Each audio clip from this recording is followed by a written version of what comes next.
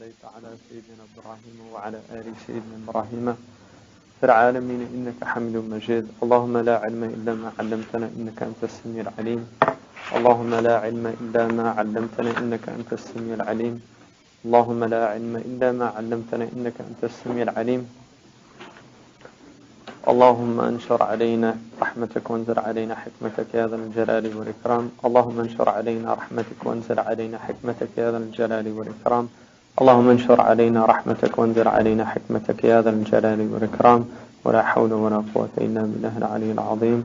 ولا حول ولا قوة إلا بالله العلي العظيم. ولا حول ولا قوة إلا بالله العلي العظيم. وصلى الله على سيدنا محمد وآله وصحبه وسلم. Inshallah, I'm going to begin by going over the reading that we did. How many people actually had the book and were able to read it? If you're reading in Arabic, are you reading Ibn Hisham? Yeah. It's pretty much the same. It's the Mukhtasar of Ibn Hisham. Yeah. You should get it. They probably have it at the...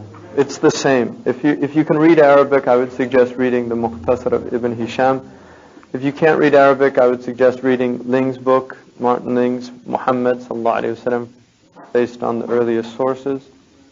And you can supplement it with other books. I don't know about the Rahiq al-Makhtoum, but it won an award for the best seerah in Arabic. So I don't know. It's been translated into English. So, a few things. I'm also going to point out some of the things that are wrong with this book, which is important. It's a good book. I think he did a brilliant job. But there are things that, possibly from his own Christian background, I don't know. He's a Muslim, but he was a Christian before he was a Muslim. And he's an extremely educated person. So there's some things in there. First thing, he begins talking about the book of Genesis, which I think is somewhat alien to the Islamic tradition, but it's significant because we do believe in the Torah.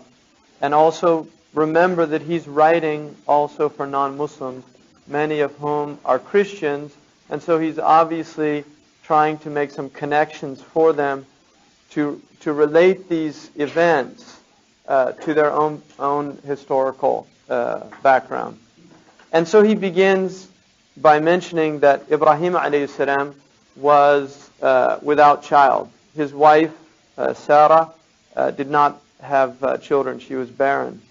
And according to the Old Testament, God, or Allah subhanahu wa ta'ala, told Ibrahim alayhi salam to look towards the heavens, and he told him that count the stars if you're able to number them. And he looked up and he said, so shall your seed be. In other words, you're going to have so many children. Because he was barren, and obviously, particularly people who, in this culture, for some people it's not really a problem. In fact, a lot of people now don't want children.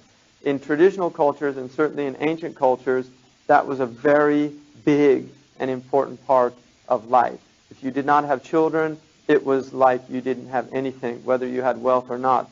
And so that's important to recognize that. And also for the prophets, because their children are prophets also, and there's obviously a desire. So Ibrahim alayhi salam, it was a natural desire that he should have a son, like Zakaria alayhi salam, who actually makes a dua, Isma' nida'i kama sami'ta bihi nida'a abdika Sayyidina Zakaria alayhi salam. Sayyidina Zakaria asked for a warith, an inheritor, which is an inheritor of prophecy, his son, and he was given Bushra of Yahya alayhi salam. So like that, Ibrahim alayhi salam desired a warith, or an inheritor of this prophetic knowledge. Now, Sarah alayhi salam was, according to that tradition, extremely old, and so according to the tradition, she gave Hajar, who was a handmaid given to Sarah by some traditions by the Pharaoh, who actually tried to rape her. And as the story is mentioned amongst our Mufassirin, is that Ibrahim alayhi salam, when he went into Egypt and was brought before the Pharaoh, Sarah was extremely beautiful, and the Pharaoh said, who is this? He knew if he said it was his wife, that he would kill him, because he knew what he wanted. And so he said, she's my sister, which is one of the lies, in quotations, of Ibrahim alayhi salam, which is really called it's not a lie in Sharia, it's a hila or a tawriya. What he meant, she's my sister in the deen, ukhti fil Islam. And so, according to the tradition, the Pharaoh took Hajar and was actually going to try to seduce her, and he went into epileptic fit. And in the tradition also it says that Ibrahim actually saw everything that happened, so he would have no doubts about his wife. And he tried 3 times, and finally he said, this is a sahira, a magician, or a sorceress. And then he became afraid of her. And one of the ways he honored her was by giving her money, and also by giving her Hajar alayhi salam. And Hajar, in some traditions, was also actually a noble woman. The point being is that Ibrahim alayhi salam, just like in our Sharia, it is permissible for a man to have relations with his amma, who's not a wife. And so this is why we reject the Christian and the Jewish view, modern really, that Ismail is like an illegitimate son. This is the way it's presented in the West. If you even read the Bible, it's clear that Ismail is honored. He was not an illegitimate son. And certainly for prophets, it's impossible for them, because they're ma'soom, they're impeccable, and they can't make major mistakes according to all of the scholars, and they can't make minor mistakes according to the majority of scholars. So Ibrahim alayhi salam definitely did not do anything wrong. He had child with Hajar and named him Ismail, which in Syrianiya means God hears him.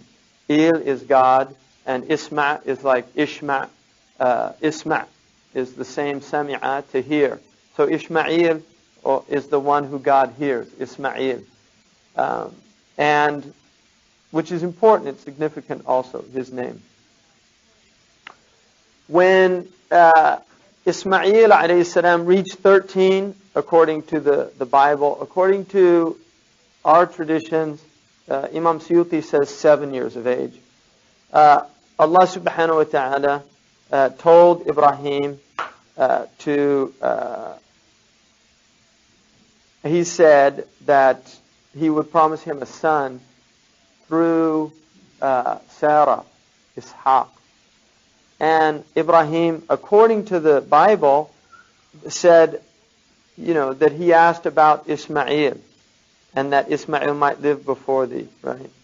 And so Allah said, as for Ismail, according to the Torah, Allahu Alam, I have heard thee, which again means the name of Ismail, God shall hear him.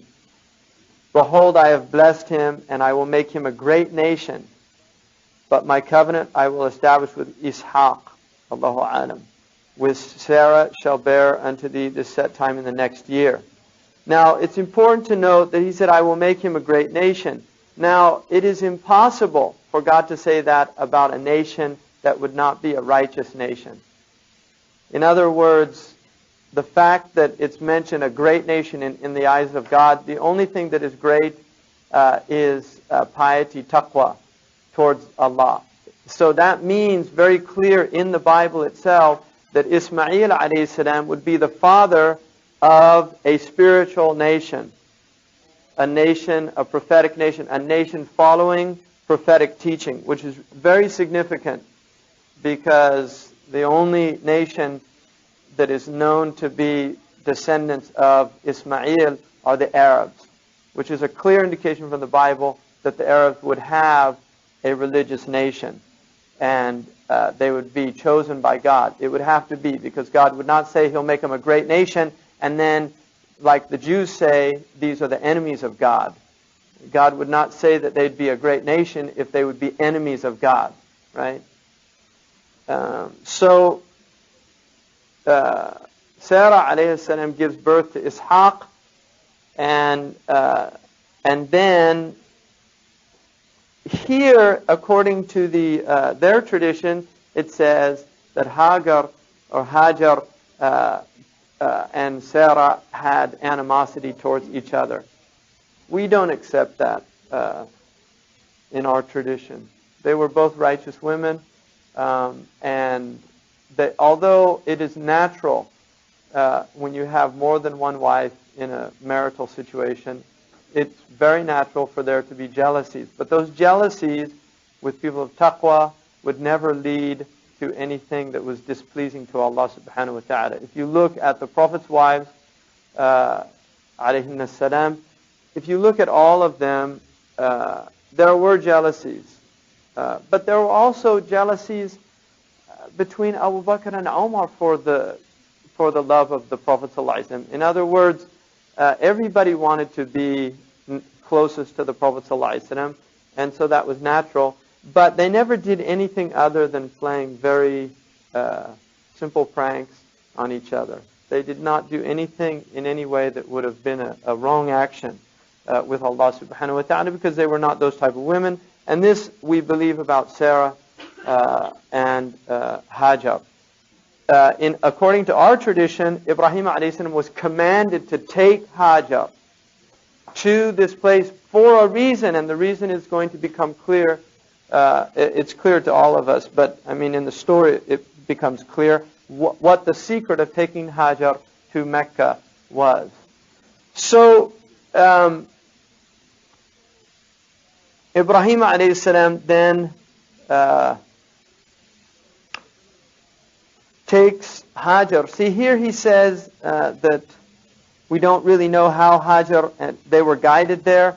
According to our tradition, and I'm surprised that he says that, Ibrahim alayhi salam took her there and left her there. It's in a Sahih hadith. Left her there and made dua for her. And she became nervous. And then she said to her husband, or really she's Walad, or she said to Ibrahim alayhi salam, why are you leaving here? Why are you leaving me here? Are you ma'mur? Did Allah tell you to do this? And he said yes. And she said, then I don't go. In other words, this is a mu'mina, right? This is a mu'mina. She said, khalas, if Allah told you to do this, then go. And she didn't have any trouble. Now, he leaves and goes back to Canaan, or to what's now Sham. And she is in this place, and there's no water, and there's no food, and there's no people. Nobody lived there. It was an empty, barren place, because people don't live where there's no water. It's well known. And what happened was she became very distressed because of her child. And so she began in the story to go running between these two hills, trying to look to see if there was anybody that she could get their attention, or to find water. And then finally, when she comes, she's shown the well of Zamzam that springs up. And from there, some Arabs from Jurhum come, and they begin to settle in that area. And the Jurhum, Jarahima, these were Arabs originally from the Yemen, although they're children of... There's difference of opinion about the Jurhum people. But some say Jurhum was actually the only Arabic speaker on the Safina of Nuh alayhi salam, and that he preserved the Arabic language, because Syriania, according to some of our scholars, which is called Syriac, is the language of the early Semitic peoples, and it's actually a Arabic that was muharrafa. It was changed. It was like a dialectical Arabic, or a corrupted Arabic. So she settles in there, And then Ibrahim a.s. comes periodically and visits her.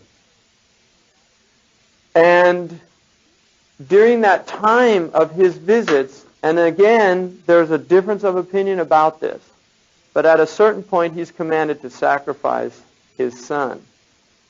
According to our scholars, there is a difference of opinion about it, whether it was Ishaq or Ismail. The Quran, there's, according to Imam Suyuti, the context of the ayahs, or the verses that deal with the sacrifice, tend to indicate Ismail. But there are big Sahaba that said that it was Ishaq, including Sayyidina Ali, who was one of the greatest of the people who understood the meanings of Quran. So the point is, the Muslim should not make that an issue, because the point of the story is not about who is being sacrificed. It's about the submission of Ibrahim a.s. to the commands of Allah and the submission of his son. Now there is a hadith that would indicate that Ismail is the dhabih, the one who was going to be sacrificed, because the hadith says, Ana ibnu dhibhain, I'm the son of two sacrifices, and that's obviously in the story for the people who read it or the people who already know it. So, I mean, we would tend to say that it's Ismail, because there are many scholars that have preferred that opinion, but the Muslims should not make that an issue.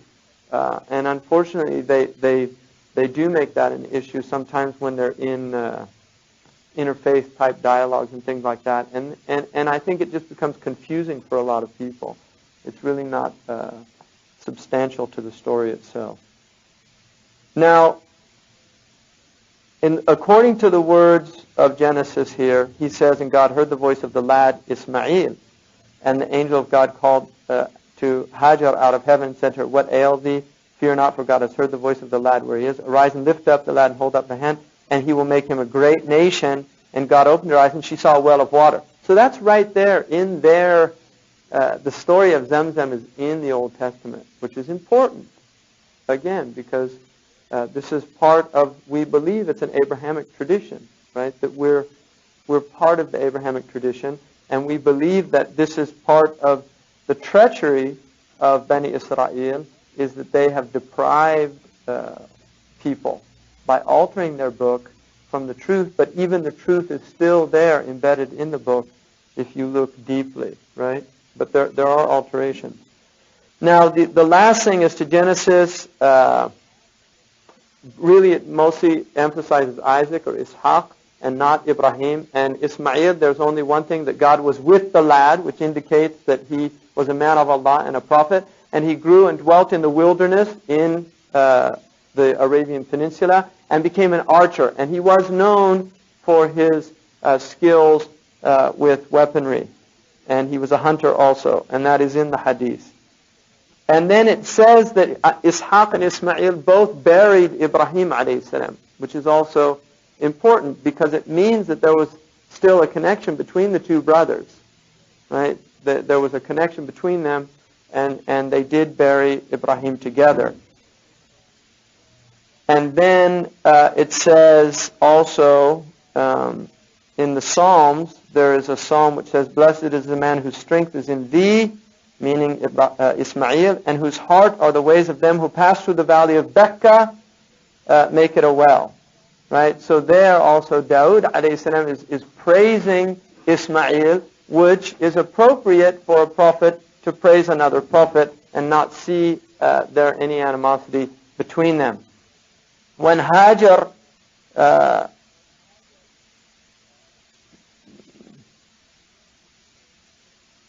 and then again, according to the Quran, Ibrahim a.s. builds the Kaaba with Ismail. And that's why there's still Maqam Ibrahim is there in the Kaaba. And he sets the foundations of the Kaaba. And the black stone is here. And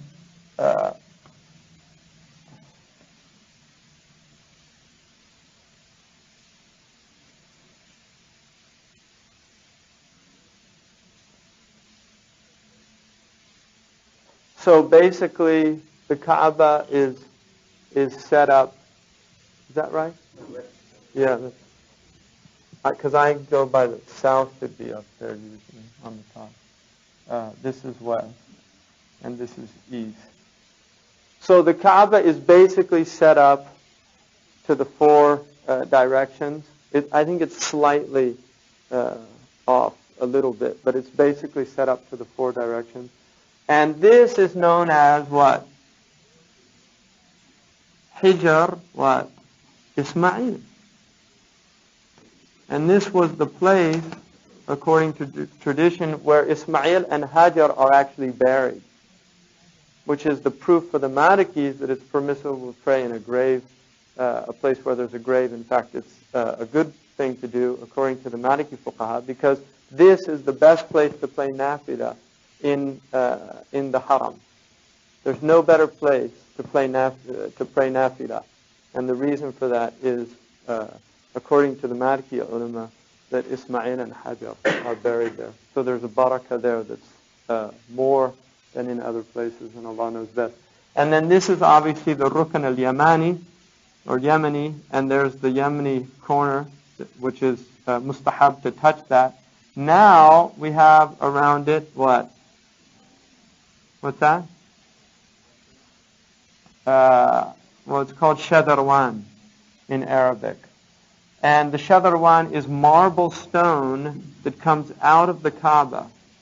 And that is an indication of the original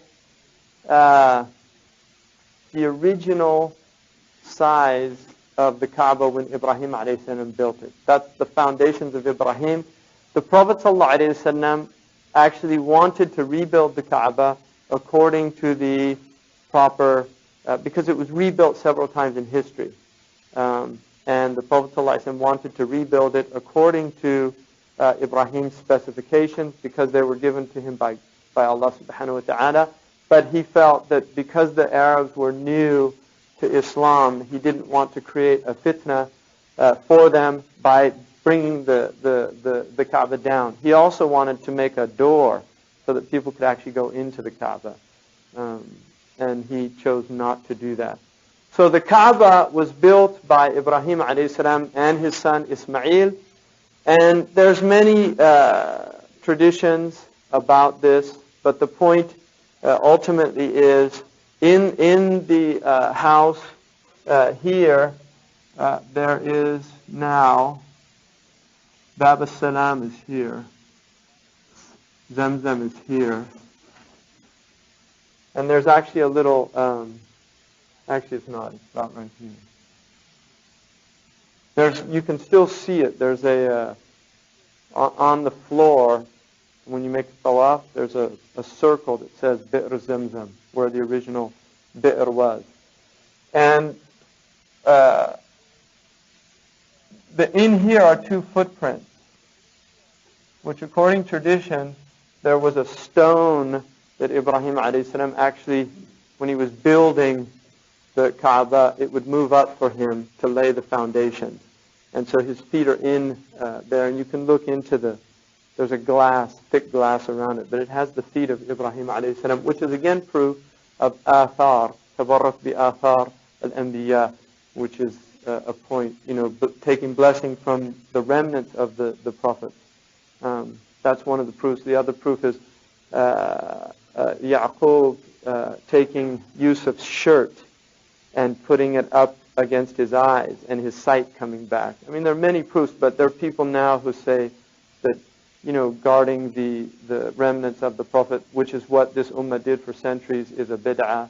And in fact, a lot of the places that were preserved by the Muslims for centuries were actually destroyed in Arabia in the last 40, 50, 60 years, which is unfortunate because Muslims don't have access to see those places.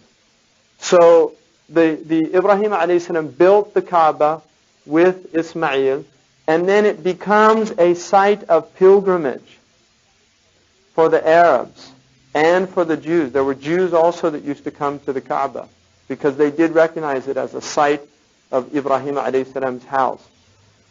Now, Also in the Kaaba, there's a stone here, the black stone, which was originally, according to the hadith, white, and it became black by people touching it for tabarruk, touching it.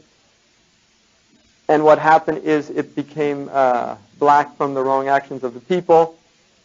I read that the Saudis did studies on it, and that it is not of earth origin, that the stone is actually, they would say now like it's a meteorite, right? But the point is it's not of earthly origin, the stone itself, according to that research that I read, Allahu A'lam.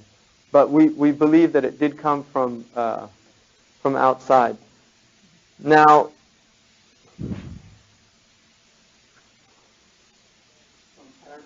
from paradise, yeah. And an angel brought it to Ibrahim alayhi salam, and he set it in as the cornerstone of it. Now, a couple of things about the Arabs. There are basically three types of Arabs. All right. The first are the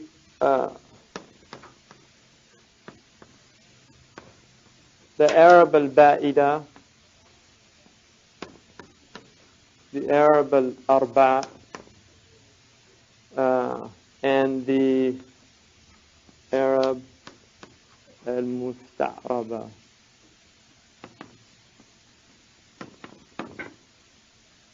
The Arab al-Ba'ida are ancient Arabs that disappeared, like Thamud, Ad, Jads, Qasim, Imliq, Amim. These were Arab, the fathers of these ancient Arabs, and they're all destroyed. They were all destroyed for transgression. The second type of Arab are the Arab al-Arba', and these are Arabs from Qahtan. Right? Qahtan is of the offspring of Jurhum, and Qahtan is now the father of what are known as the Himyarites. All right? Himyar ibn Sabah, Himyar ibn Sabah was, these are the Arabs of Yemen. All right? And they have a different dialect from the Al-Arab al-Musta'riba or Musta'raba. The Himyar people, their ancestor is Ya'rub. And Ya'rub is, according to the tradition, the one who taught Ismail Arabic. Now the Himyarites, even though they're pure Arab, they're not called Khullas. The Khullas are the Arabs of that are gone. So there's already a change. And this is why some say that Ya'rub also was not a native Arab speaker, but learned it. And some say that Qahtan is also from Ismail, right? From but the dominant opinion is he's not. Now the third type of Arab are the Arab al-Musta'riba. And these are people that became Arabs. They're not native Arabs, right? And this is what you call anybody who learns to speak Arabic is Musta'rab. He's Ista'raba. He became an Arab, right? So he's not a pure Arab. He's an Arab by tongue. And Ismail alayhi salam was an Arab by tongue. He learned Arabic through the tongue. Now, this is important because the Prophet ﷺ is from the Arab al-Musta'riba. He's not from the Qahtan. He's from Adnan. So the Arabs differentiate into two groups.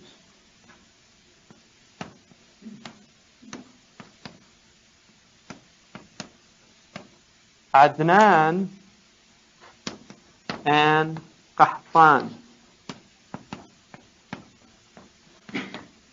And this is important because these are still today, there are distinctions between the Arabs, right?